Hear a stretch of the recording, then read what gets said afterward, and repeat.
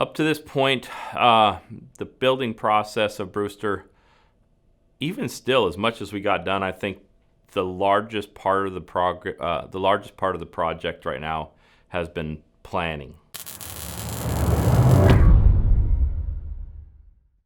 There aren't a lot of projects that I do that I get bogged down in that area, but this is doing that in a lot of, and there's a lot of different reasons. Number one, we want it to be functional. It's still going to be mobile, and that presents a lot of unique challenges, particularly around weight, which we always have a problem with weight. You're gonna learn this about me.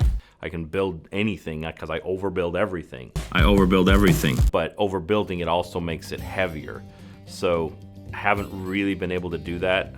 I still think most people would probably look at this and say that it's still way overbuilt. I won't know for sure until it's built and I roll it over a scale if I've stayed below that number that my axles tell me I need to stay under. The biggest hurdle so far has been the planning. After I got through the planning, we started the build. First thing I did was land on exactly what my trailer shape would be. And then I built a jig that would match the trailer that we're going to be sliding underneath it. So you've started with 2 squares of steel tubing, and then you have kind of like a hallway or alleyway that connect them together. Technically what that made on there, that makes the jig so we can build our building on. At that point, once our trailers arrive, we'll lift that building off the jig, pull the jig out, back the trailer in, lower it down, and then either bolt it or weld it. We had to make the plates that the vertical post would mount to on the jig. And so I had to drill some holes to mount those plates to, because again, you don't want to weld them because it's just temporary. So we had to drill the holes to mount the plates. And on the plates, you have the welded posts that make all your different corners. So we've now got the jig in place. Then we built the main support, which is going to be all the square tubing, which is all steel and welded. From the post, I mean, you're just a bunch of posts at that point. You got square tubing everywhere, top, bottom, sides, left, right, everything. If I'm too heavy, the next one, Brewster 2, we will do that part of it out of aluminum, which will shave probably 1,000 pounds. There's that. Once we had that frame and that structure up, the next step was to start the framing process. We chose metal studs because it cut a lot of weight, again, is the main reason. So he sets up this whole jig, right? And the top part of the entire assembly bolts down to the jig, and the jig's the pretend trailer, right? I didn't get that for like 3 hours that I was there. And what we were doing is we're setting up these metal studs in there so you can put up the siding and the insulation and everything like that, run all the wiring, whatever, do all those floor plans.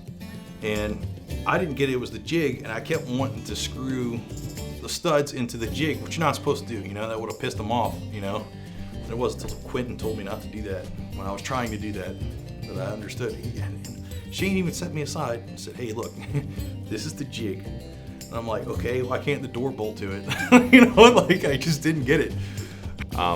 Actually went really well. I don't usually like metal studs, again, because I overbuild stuff and they're kind of flimsy. But putting the metal studs inside the steel frame that I constructed and welded, there's none of that flimsiness exists. So I was able to shave a lot of weight and still have a really sturdy build.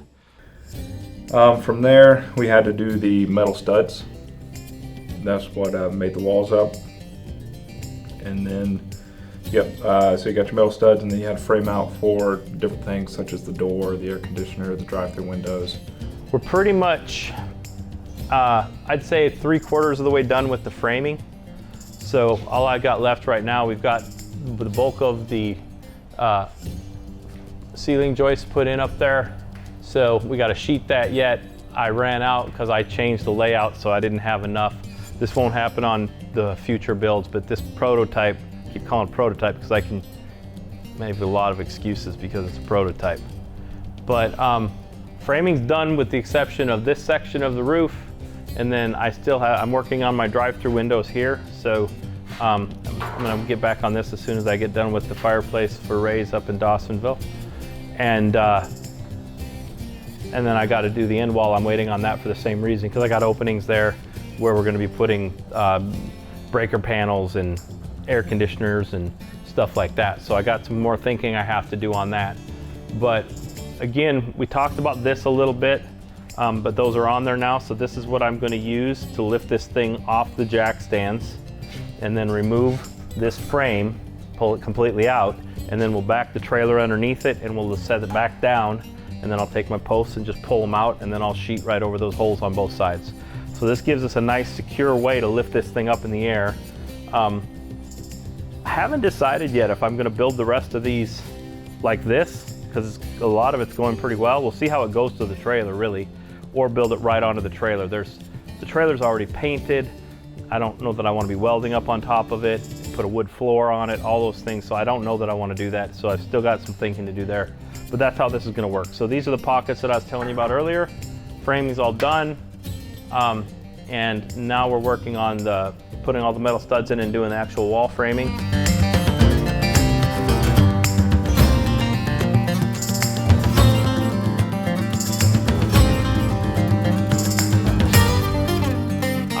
Then we went on to the roof. We framed that with a heavier gauge. Went to a 2x6 and an 18 gauge on that, and sheeted that with 3/4 inch plywood. And then we framed up kind of a sub wall up above, which is just going to make it look nicer and create that area in the roof where we'll drain the water out of. With Brewster, I didn't do a lot of the steel fab work because we just ordered those cut pieces already made to size, so that was nice. But I was involved in cutting a lot of the metal tracking studs. So my role with Brewster is probably different than most everybody else's. I got stuck with a lot of the red tape. It's my job to figure out how the heck we're gonna get the permits sorted, from the food permits to the state permits to the city permits to the county permits, because it's not as simple as it was back in the day of just build something, stick in a spot, here you go, we can serve food. You now have a lot of different things, which I get why they're there. They want to keep everybody healthy, they want to make sure they're getting their taxes and everything sorted. But it's just a lot for something like this, because as like I'm saying, there's a lot of mobile food trucks and stuff like that, but counties aren't necessarily as accepting to them. City has pretty much all of it sorted, but it varies based on the city, based on the county. So my main thing that I was working on was that, as well as materials. So like I was in charge of getting the siding figured out, in charge of figuring out the wood siding, the metal siding, getting all the stuff ordered. Dad did a lot of research as far as like the roofing, but I've been in contact with the companies. So I've kind of been almost kind of sort of the project manager, making sure everything's here in time, making sure everybody shows up. I'm in charge of scheduling everybody. And then of course I'm actually out there on the weekends helping them put everything together and work on it as well. It's moving along really good, I think. He's been frustrated because it's not going as quickly as he would like, but I think he's definitely made a lot of progress. He's worked out a lot of initial problems he's ran into.